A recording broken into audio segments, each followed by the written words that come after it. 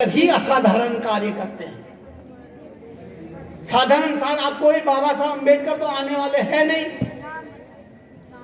तो साथ इसलिए जो जहरीला वातावरण इस देश में बनाया जा रहा है, बुद्ध की धरती पर, फुले साहब की धरती पर, राष्ट्रमाता सावित्रीबाई की धरती पर, बाबा साहब अम्बेडकर की धरती पर, पेरियार रामास्वामी की धरती पर, ये जो विदेशियों का, जो आज अधर्म का, नीच का वातावरण इस देश में बनाया जा रहा है, इसका झंडा साथियों आप लोगों ने ही जिंदा रखना है। यही जागृति का मतलब है, नहीं तो इसका कोई मतलब नहीं है। जागृति का मतलब ही जिंदा लोगों से है। जिंदा लोग ही जिंदा लोग तक मरे हुए लोगों को जिंदा करेंगे। यही इस कार्यक्रम को करने का भी साथियों हमारा ये जो उद्देश्य है, ये प्रमुख उद्देश्य है। साथियों आज आप लोगों ने देखा, हम कहते हैं कि भारत एक लोकतांत्रिक राष्ट्र है, इसमें लोकतंत्र की व्यवस्था चल रही है, और राज कौन कर रहा है आपके ऊपर? आज का सबसे बड़ा तानाशाह व्यक्ति। लोकतंत्र में तानाशाह शासन कर रहा है, ये कैसे हो सकता है?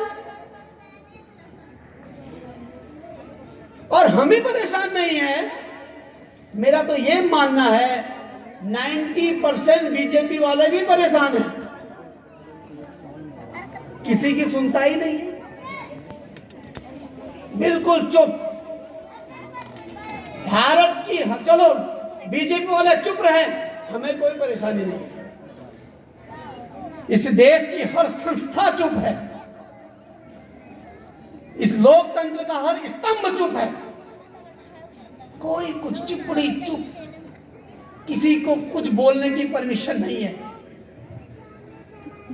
इलेक्शन कमीशन के चेयरमैन को जब पूछा जाता है कि ईवीएम का खेल हुआ है, तो बोल देता है ये हो ही नहीं सकता, हो ही नहीं सकता। तुम कौन सा टेक्नोलॉजी का मास्टर है भाई, जो तू कह रहा है मशीन सेट नहीं हो सकती?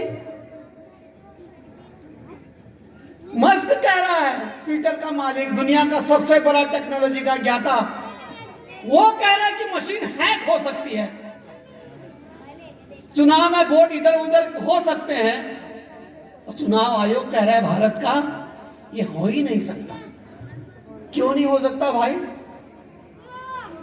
आदमी ने बनाई है मशीन, मशीन को कुछ भी किया जा सकता है। मैं ये नहीं कह रहा हूं उन्होंने घोटाले किया होगा, लेकिन मशीन जो इंसान ने बनाया है उसको इंसान कुछ भी कर सकता है, क्योंकि टेक्नोलॉजी तो हमारे हाथ में है, हमने बनाई है भाई। जिन देशों ने बनाई, जापान ने बनाया, वो उधर ही में मशीन का प्रयोग नहीं होता, हमारे देश में धड़ल्ले से हो रहा। दुनिया के जितने विकसित राष्ट्र हैं, कहीं भी चुनाव मशीन से नहीं होता। ये हमारा ही अनोखा देश है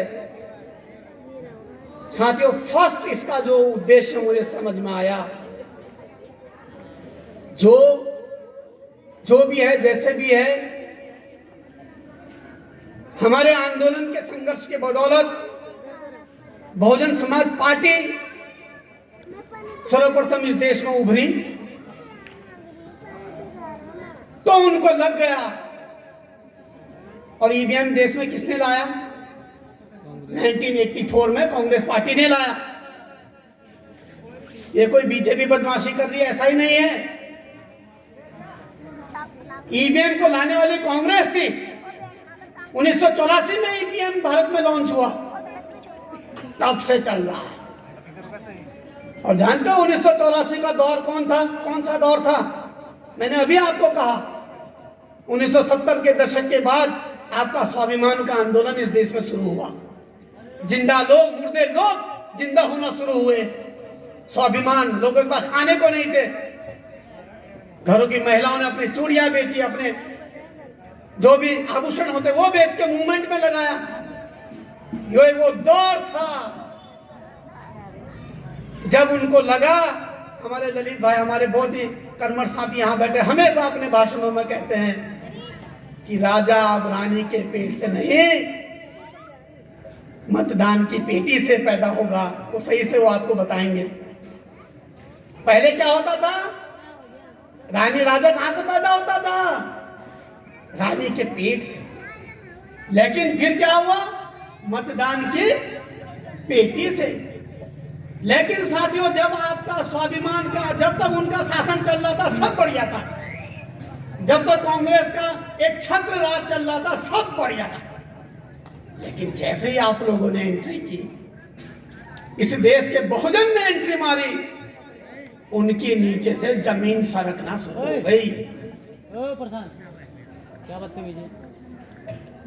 1984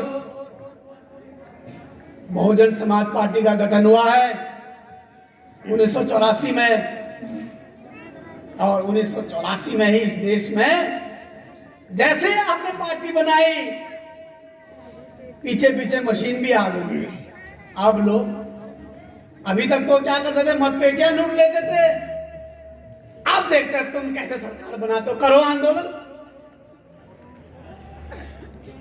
तो साथियों, समय का चक्र चला, आप एक राज्य के मालिक भी बने, लेकिन फिर आपकी आवाज को ही दफन कर दिया गया। और मेरा ये पक्का मानना है, ये मेरा व्यक्तिगत मत है, मैं किसी पर थोप नहीं रहा हूं। जो बहुजन समाज पार्टी का जो एकदम से पतन हुआ उत्तर प्रदेश में, ये मशीन के कारण हुआ, ईवीएम मशीन के कारण। बहुत सारे लोग बहुत सारे कारण देंगे, मैं किसी में थोप नहीं रहा हूं। लेकिन एकाएक किसी आंदोलन का, चाहे बहुत सारी गलतियां हो सकता है, एकाएक इतना बड़ा पतन जीरो पे, जीरो पर तो नहीं आ सकती। ये साथियों, आपके आंदोलन का पूरा पूरा चीरहरण हुआ।